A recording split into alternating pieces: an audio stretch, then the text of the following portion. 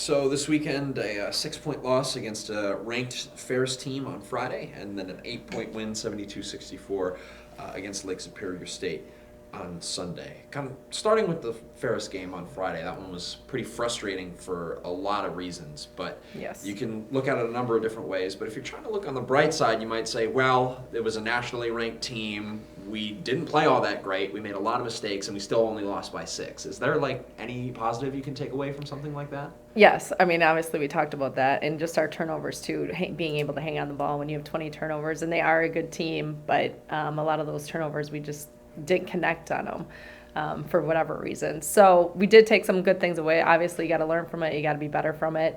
And Ferris, I mean, they are a good team, but I think we let that one slip away from us. Those 1 or 2 possessions, with 6 points, is 2 possessions that you could just connect.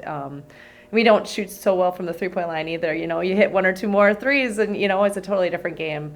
But it is what it is. That's why you play the game, because every day matters. Yeah, and you mentioned the 3-point shooting. That was actually something I was planning on asking you about. I know we've talked a lot about that this season already, but it feels like in our own building, it's even more of a problem. We're 16% from 3 at home this season. Have you ever encountered anything like that? I mean, I know it's not because we don't practice, and it's not because we don't have girls that can shoot. So, what? Yeah, if you know the magic secret, let me know. But we're still trying to figure it out, too, of what we can do and how we can do things better. But a lot of it is a guessing game for us too right now. We're trying to figure out if we knocked down shots, we could have won that game, and we could have won a couple others previous. So shooting is something that we talk about, and that we just keep doing it and get in the gym as much as we can. And they're getting in the gym. That's the other thing, is that they put in the extra time, and it's just because they want to be better, and they know they are better than what we're doing right now. So, which is a good thing. That is motivating. So hopefully here coming, going into the new year, that things will change a little bit.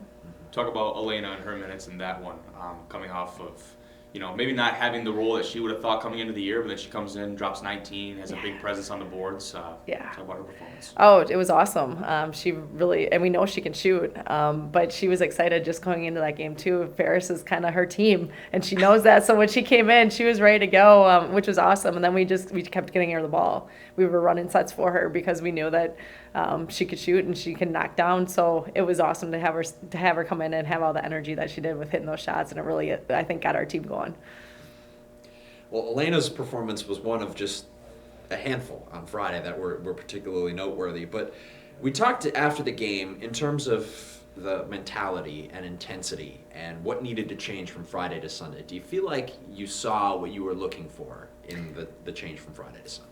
Definitely. And I think having a couple more people contribute. I think we had 4 double-digit scorers on Saturday, which you need to have multiple people being able to do that. And we have people who can do that. It's just literally putting the ball in the hoop.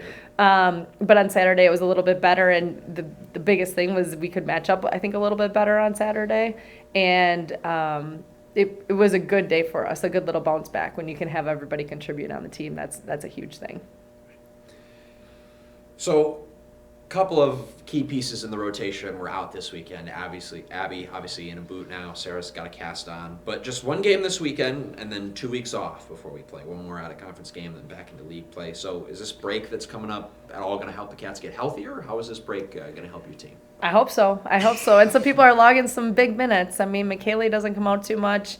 And Mac at our point guard position, they're logging a lot of minutes. And so after you have all the finals and they're stressed, and you add that little pressure of just getting your schoolwork done, playing a lot of minutes, I think it's going to be good for everybody just to kind of reset, go home, hang out with family, and really connect with everybody again. And then when they come back, hopefully we'll be ready to go and make a great push in January and February.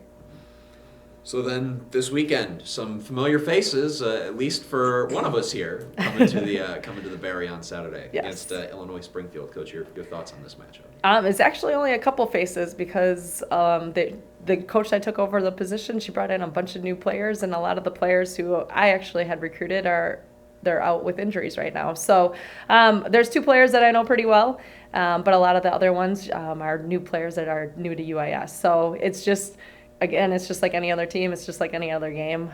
We go in there, we prepare, we do our scout, and hopefully we'll have a good ending here on Saturday going into the holiday break.